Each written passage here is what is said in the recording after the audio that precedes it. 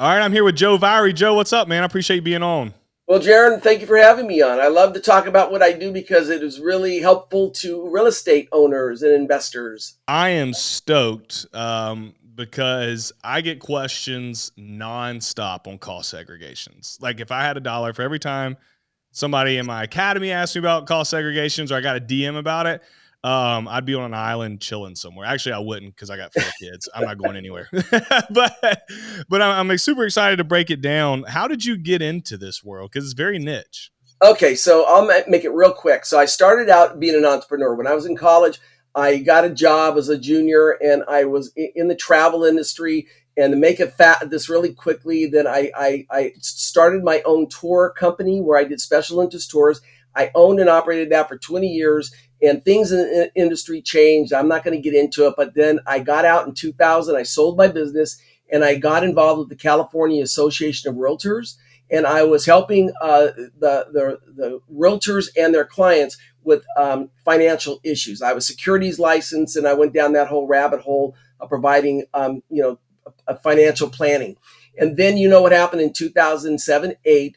But let me regress. Before that, I had a guy who kept wanting to talk to me about this thing he thought I really need to know about. Well, I thought he was trying to sell me to be in Amway and selling soap. So I blew him off for a year. And finally I said, okay, Mike, let's go to lunch. Tell me what you want to tell me.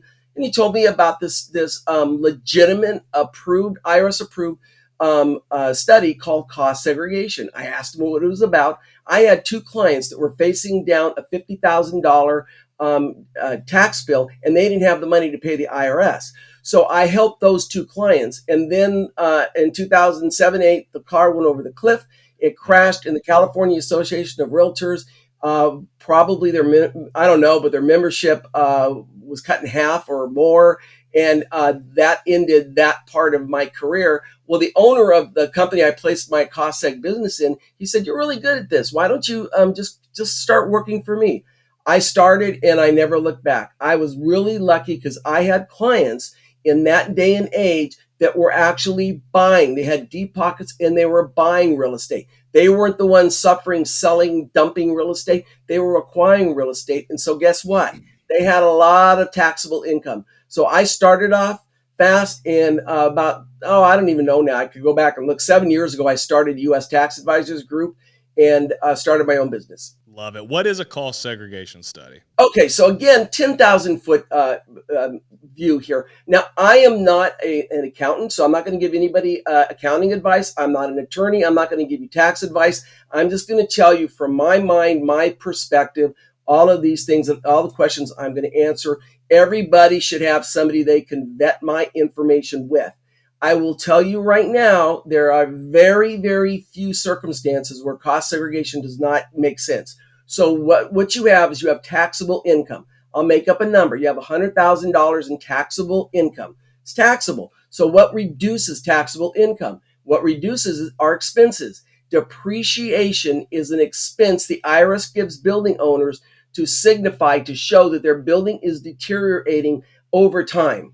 If you don't accelerate the depreciation, and this is IRS, I don't even know, I never looked where they came up with this. So don't ask me. So bottom line, for residential, you depreciate it over 27 and a half years. And for commercial, you depreciate it over 39 years. So what do I mean? Well, you take whatever you paid for the property, not what it's worth today, what you paid for it. You back out the land because land is not depreciable. And then you take that number. So let's say I have a $1.2 million acquisition, and you, the owner of the building, allocate $200,000 to the land. Now I've got $1 million to work with. If you use straight line, you divide by 39 years for commercial. If you're residential, you divide by 27 and a half. So you can tell it's a very small number. What we do is we do what the IRS says is the right way. Now, how do I know they say this is the right way? Because there's a document out there called the Audit Technique Guideline for Cost Segregation published by the IRS. So if anybody cannot sleep at night, download that document and read it. And that's my Bible. That's what we go by. We go by what the IRS tells us they're looking for in a quality cost segregation study. So all we're doing is we're using IRS rules and regulations, and we're taking all the components of the building and we're putting them into shorter life classes. So what are the shorter lives? 5 year for the interior, which are going to be countertops, counters, window coverings, flooring, specialty lighting. And then we look at the outside of the building. There's also a 7-year category, but I'm going to 7-year, it can be furniture and fixtures, which, most of the time we don't break that out, but sometimes we do. So I'm just going to skip to the land improvements, what's on the outside of the building. Things like landscaping, driveways, pools, patios, specialty outside lighting, basically driveways. Basically, that's 15-year items. So if you take what we accelerate in the classes of 5 and 15 year, and you now have the ability to use bonus depreciation, and how bonus depreciation works is that any life of the building, guess what? That's what we do. Any life of the building with a category of 20 years or less, you can take all of what we find 100% in 2022. I'll go back to this. In 2020, 100% of what I find. So let's go back to the $1 million building. Let's say I find $250,000 in short-lived assets. You can take all of that $250,000 and subtract it from your income taxes. So that's why bonus depreciation is really valuable. However, don't forget, I've been doing this for so long, we didn't have bonus. So it means very little to me, because what it is it's a timing factor. That's all it is. Meaning that, yes, is it nice to get all of the $250,000 today? Of course.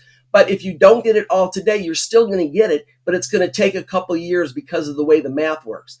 So 22 was the last year, not ship has sailed, for, well, not really, but 22 is the last year for 100% bonus.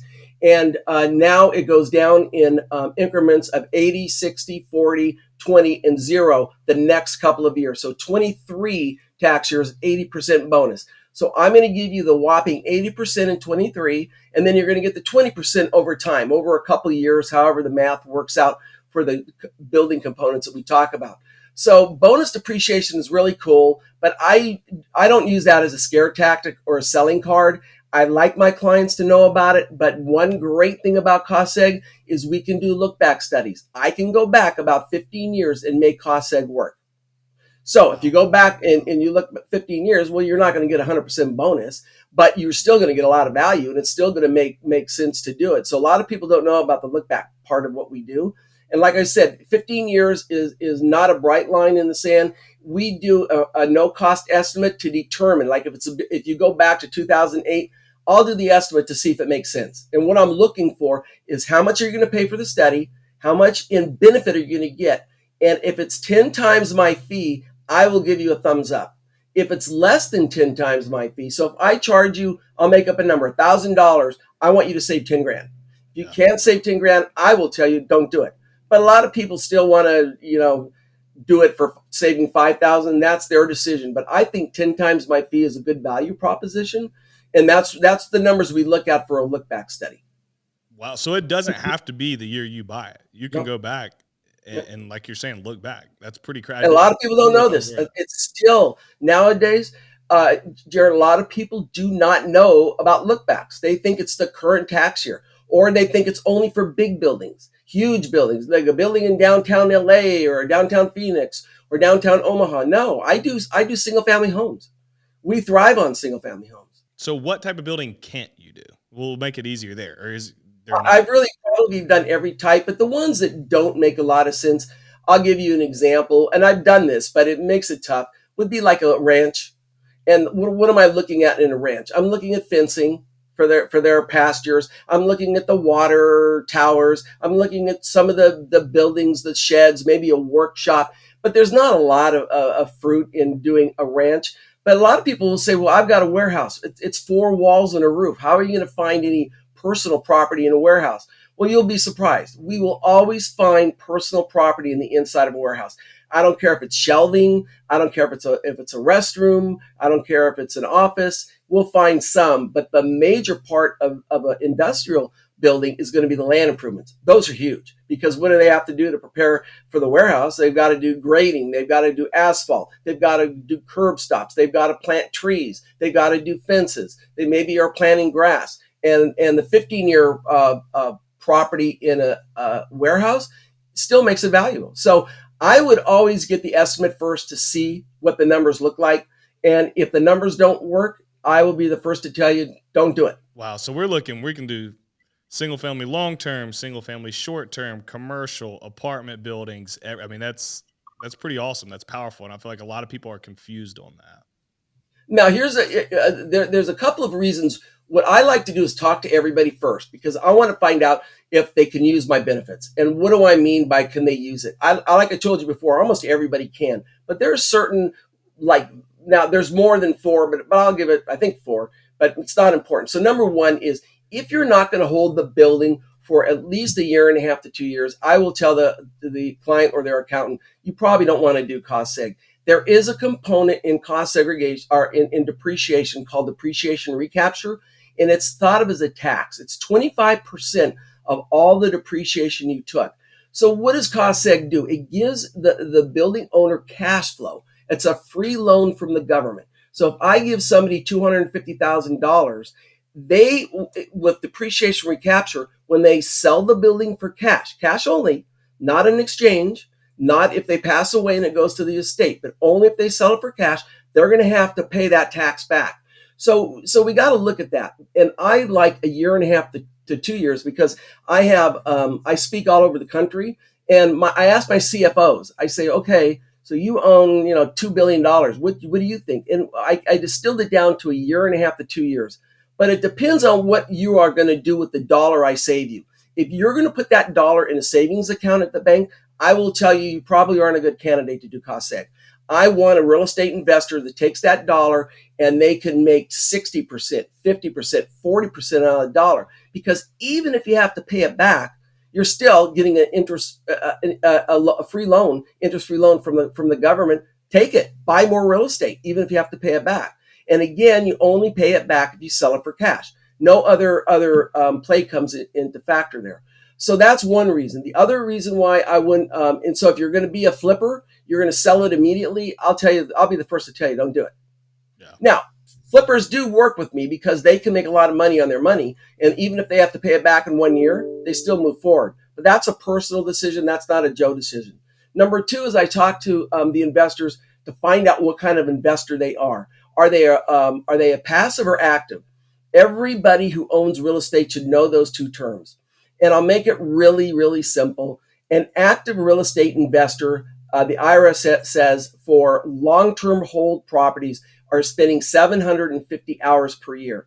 Well, that's not a lot of hours. So there's a lot of investors that can qualify.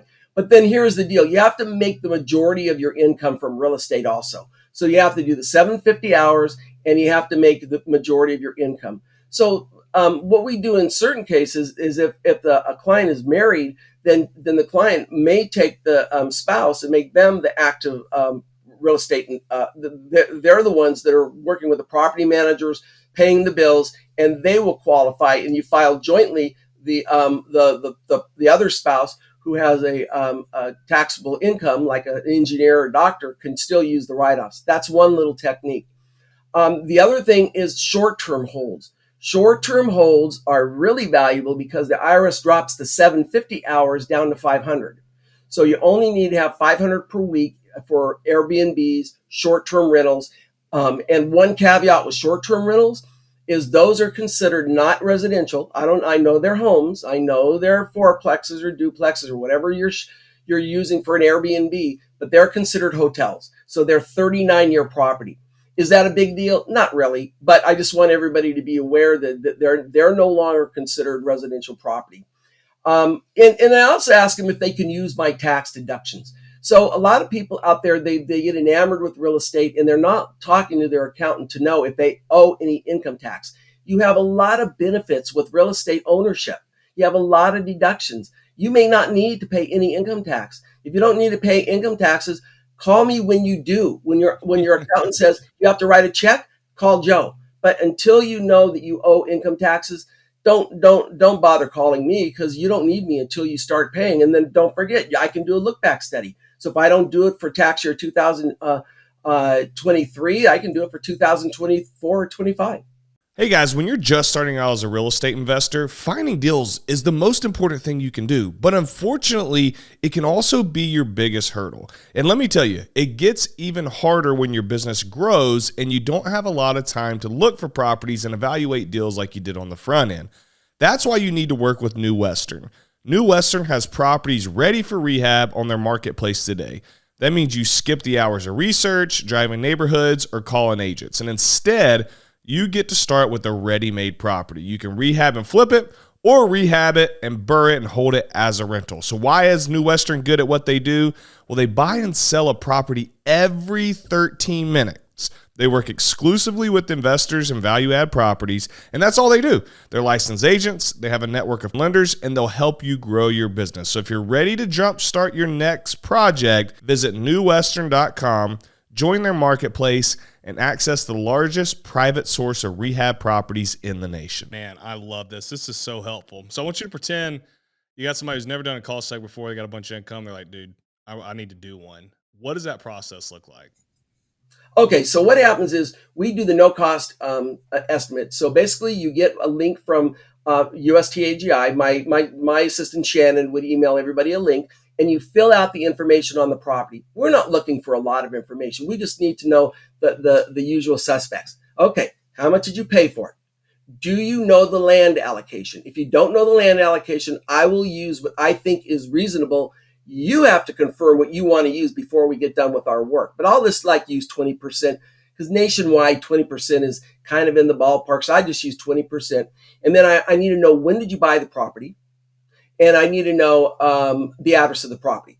Now, I can look up what kind of property is. I do need to know what kind, but I'm going to look up the address and I'm going to see what kind of property is, because there's a lot of information I'm going to be able to pull up from the internet. So for a current tax year acquisition, that's all I need. Fill out that form.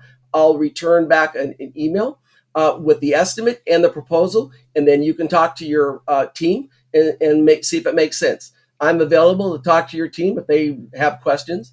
Now, the other one is a look-back study. The look-back studies, you've already filed a depreciation schedule. You've already told the IRS, I own this property. I need that schedule. It's called the Federal Tax Depreciation Schedule, or a Fixed Asset Schedule. I need that piece of paper that tells me the exact answer to the questions. How much did you allocate to the building? How much did you allocate to the land? How much were there any other capital expenditures that you did after you bought the property? And what year and what date did all of these take place? So if it's a look back study, all I need is the depreciation schedule. Email that back, and we'll return the estimate and the proposal back to you. So that's how easy it gets. And then once we get involved in the study, you sign off of it and you say, let's go.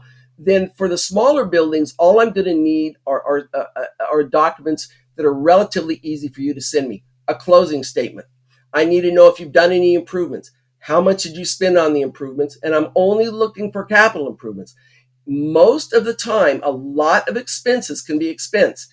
Expensing is at the top of the pyramid. Everybody wants expenses. Acceleration is the second level down. So you should be able to find a lot of these costs that you're spending your money on can be expensed. You don't need me. Expense them. I only am interested in capitalized cost. Well, what's a capitalized cost? For example, a roof or an HVAC. You can't expense a roof and you can't expense an HVAC. You have to capitalize those. So basically, I want to know all the capitalized expenditures, because those then will fall in the bucket of being expensed over that straight line period. For residential, 27 and a half year. For commercial, 39 years. So I need to know capitalized expenses, and I need to know the work you did. You can't give me an invoice from Home Depot that says you spent $40,000. I need to know what you spent that money on.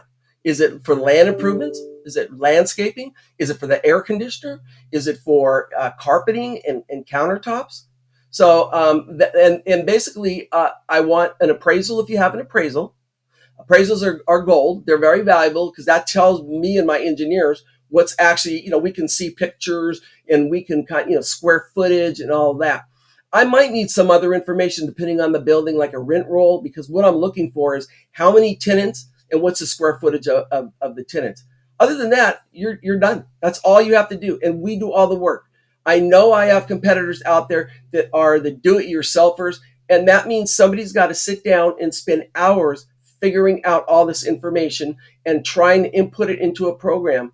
And our costs are either lower or very similar to the do-it-yourself guys. So I would say don't do it, number one. And number two is we defend our work to the IRS at no extra charge. You get audited. You have questions by the IRS. we'll go to bat and we'll explain to the IRS our methodology and what we did, and we'll defend our work. Love it. What does that look like on your guys' end? Like somebody gets all their information to you, y'all have it, engineers go to work. Like what's a high level view of the behind the scenes? Now we do a couple different types of studies. I mentioned the smaller buildings.